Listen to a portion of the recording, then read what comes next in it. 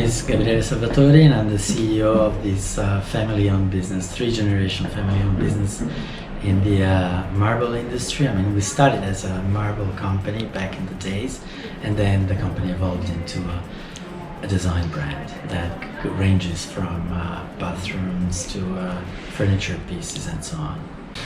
Well, it's we're coming from a very difficult time, and but what I really wanted to do this year is the following. I mean, all our employees, the entire company, never stopped to work. We all work, even from home, but we never stopped working.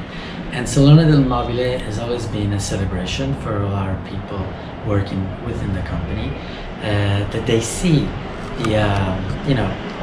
their products on stage, which is definitely something that rewards everyone for the hard work and effort and energy they've put in developing new products.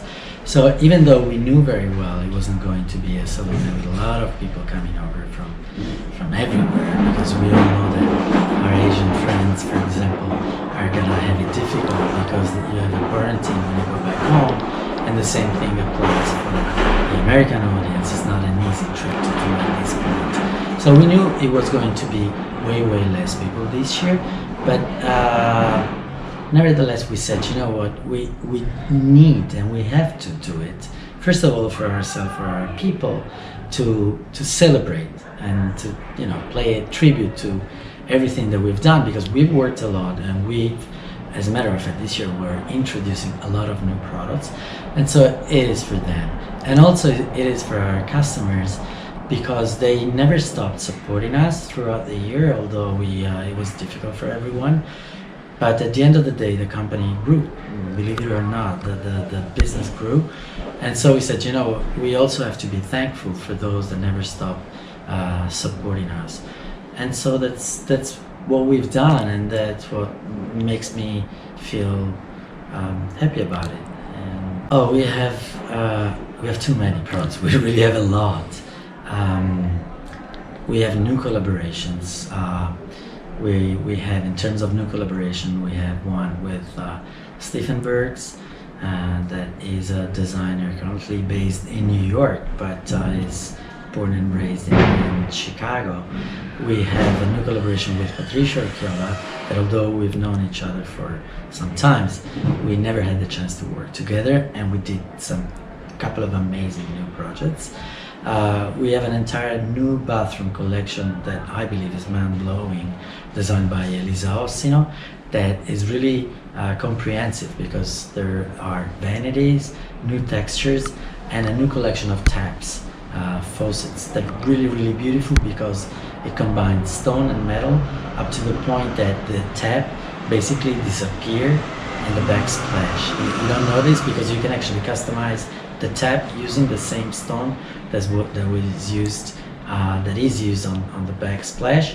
So it's a camouflage. It almost disappeared in the stone itself, which is beautiful. A collection of new tables designed by Patricia Urquiola called Taula.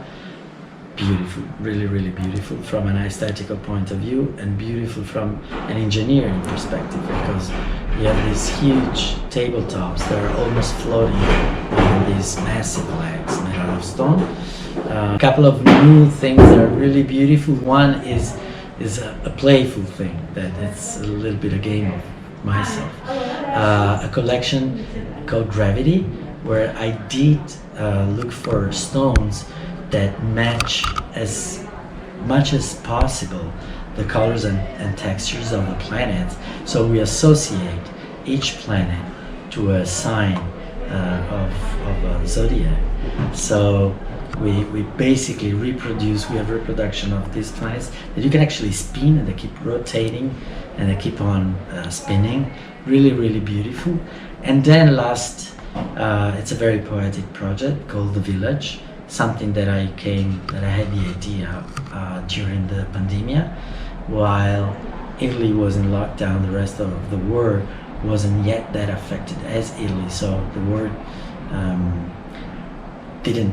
nobody wasn't thinking that at some point this thing was going to affect everyone. But at the beginning, since we've been the first after China, first country in Europe to be affected. Every other country really got around us and tied. They really demonstrated a lot of sympathy. And I remember like Israel, Jerusalem, they colored the wall. They lit the wall with the three colors of the Italian flag. America did the same thing with the Statue of Liberty, lit with the green, white, and red. Empire State Building. Australia did the same. So I realized that when you suffer, pain actually get people close back together. Even in families, family members don't talk to each other. You get into pain, and that loosen up everything, and peace comes back.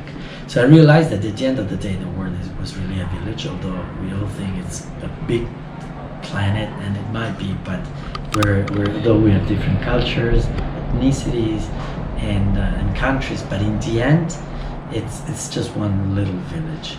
And because we were spending so much time in our homes, the environment, the space of our homes became so important to us, and we realized how much it's actually affecting ourselves living in a beautiful environment or not. So I had the idea to ask my friends, designers and architects, to join forces and with me, and coming up with the idea. I wanted them to come up with the idea of what home means to them.